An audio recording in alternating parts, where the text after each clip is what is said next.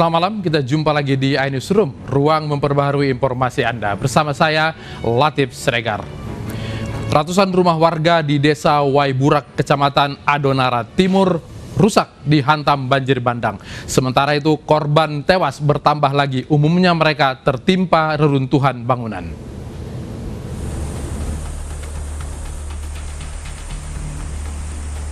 Ratusan rumah warga di Desa Waiburak, Kecamatan Adonara Timur hancur dihantam banjir bandang. Banjir juga memutus akses desa dan membuat ribuan warga di 4 kecamatan terisolir. Nyebrangnya lewat jembatan darurat sebelah yang dibuat oleh TNI Polri kemarin. Bapak, dengan kejadian ini berapa desa, berapa kecamatan yang terusir dengan jalan putus begini? 4 kecamatan terusir. Sementara itu, satu korban banjir bandang ditemukan meninggal dunia tertimbun runtuhan bangunan. Warga yang ditemukan meninggal adalah seorang ibu. Total jenazah yang ditemukan sebanyak 79 orang dinyatakan meninggal dunia dan puluhan lainnya masih hilang. Oh, kenal dengan jenazah itu? Kenal. Namanya siapa? Namanya Ibu Sina ya. Nah, namanya Ibu Sina. Tadi ketemu berapa orang? Itu saja, Pak. Baru satu yang ketemu. Baru satu. Pencarian korban pun masih terus dilakukan di Kecamatan Adonara Timur, Desa Waiburak dengan menggunakan alat berat. Kita akan update perkembangan di Flores Timur. Bagaimana kondisi korban banjir bandang di sana? Sudah ada kontributor kami, Joni Nura. Joni, selamat malam.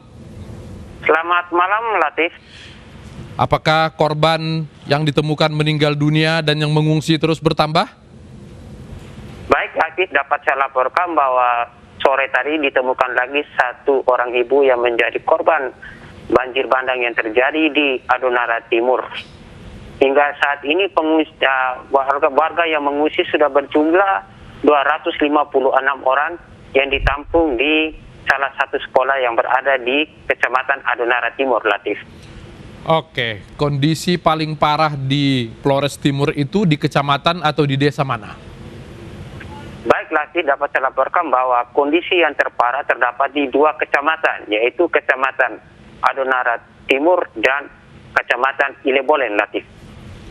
Apa saja penyebab utama daripada kerusakan terparah di sana? Apa sekedar banjir bandang atau ada yang lain penyebabnya?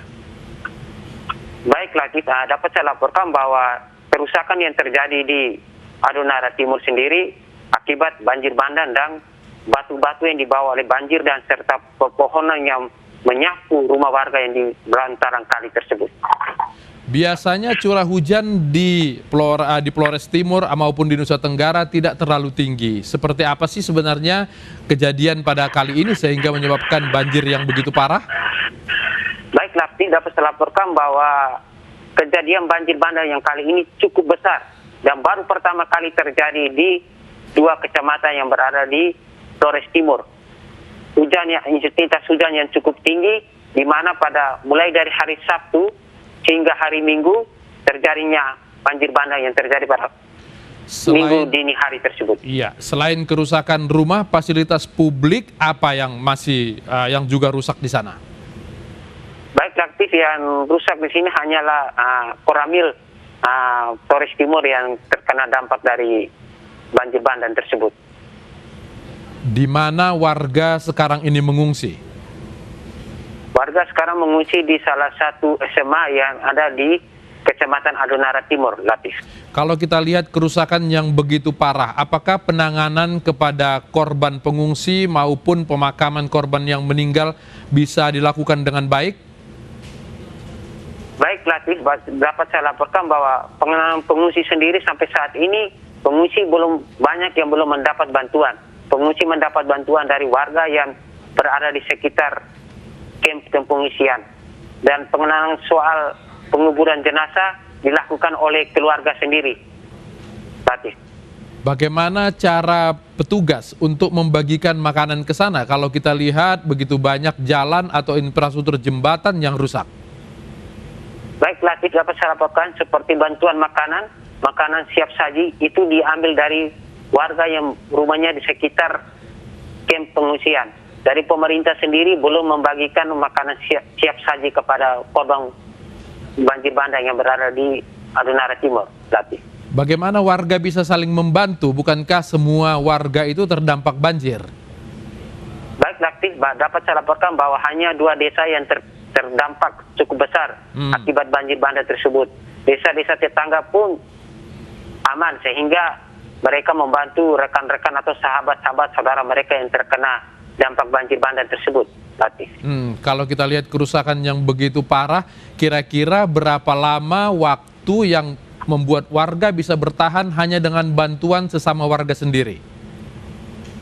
Ya, kita melihat bahwa ini ada 4 kecamatan yang terusir, sehingga bantuan dari pemerintah Flores Timur pun terkendala akibat cuaca yang buruk dari hari Minggu hingga dengan saat ini. Bantuan yang dari pemerintah pusat siang tadi sudah tiba di Adonara Timur, langsung diantar oleh Menteri Sosial, Latif. Oke, kalau kita lihat kerusakan yang begitu parah, Joni, apakah kesulitan dari pemerintah ini bisa segera teratasi untuk kemudian bantuan bisa disebarkan secara merata? Latif, dari pantauan kami sendiri bahwa membutuhkan waktu yang cukup lama untuk kembali normal, karena 4 jembatan yang menghubungkan 4 kecamatan pun putus total, dan kekurangan alat berat untuk membersihkan material-material yang menutup jalan raya menuju ke 4 kecamatan tersebut, Latif. Apa yang paling dibutuhkan oleh korban banjir di sana, Joni? Baik, Latif, dapat saya laporkan bahwa korban banjir sangat membutuhkan makanan, obat-obatan, dan air bersih, Latif. Kalau kita lihat bagaimana di sana rusaknya daerah tersebut, kemudian air juga masih tergenang di mana-mana, bagaimana cara warga mengatasi supaya tidak terpapar penyakit? Baik, Latif, dapat saya laporkan bahwa terkait dengan mengatasi penyakit, warga hanya memilih bertahan dan hanya berharap agar pemerintah bisa cepat membangun MCK untuk mereka yang berada di kamp pengungsian, Latif. Baik, Joni Nurah melaporkan langsung dari Flores Timur. Terima kasih. 3 hari dilanda hujan badai, fasilitas umum seperti jalan, listrik, dan koneksi jaringan seluler putus total. Hal ini dipicu oleh bibit siklon tropis 99S yang menimbulkan cuaca ekstrim.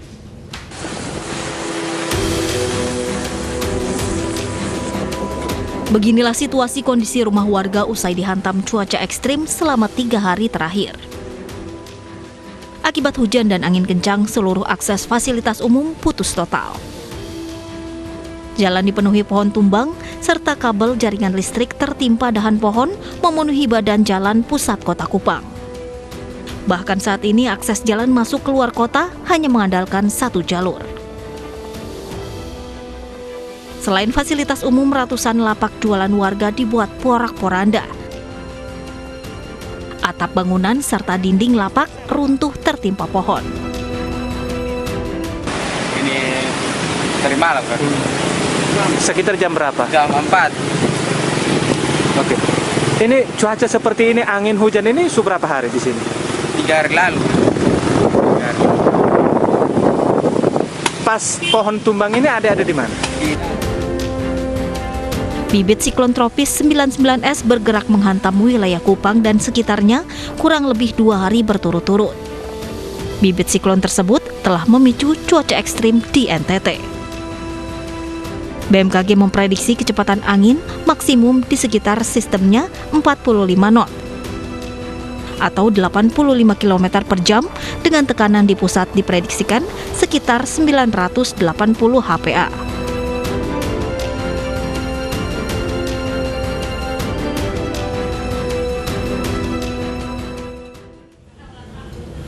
Presiden Joko Widodo meminta percepatan proses evakuasi warga korban banjir bandang di Nusa Tenggara Timur, terutama di wilayah terisolir dilakukan.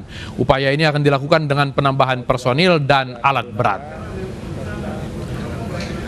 Hari ini pemerintah telah mengerahkan 5 helikopter dan 1 pesawat kargo untuk menyalurkan bantuan dan mengevakuasi korban di lokasi terisolir.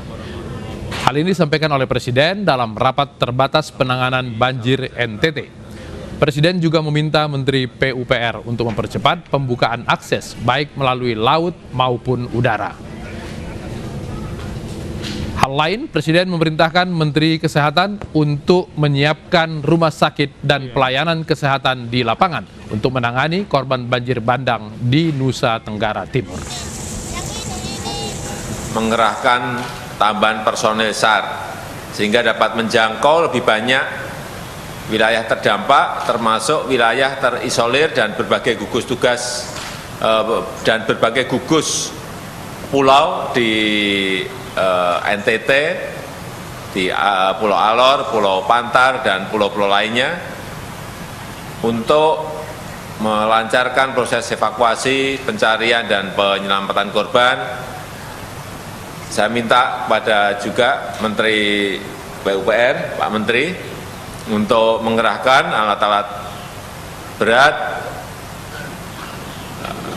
dari berbagai tempat, dan jika jalur darat masih sulit ditembus, saya juga minta agar dipercepat pembukaan akses melalui laut maupun udara.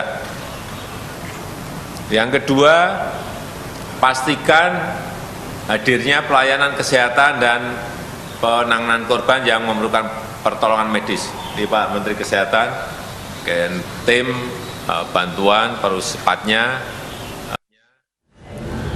Bencana terus berulang, tapi pemerintah selalu terlihat gagap dalam penanganannya. Kami akan kembali dengan dialog mengenai hal tersebut.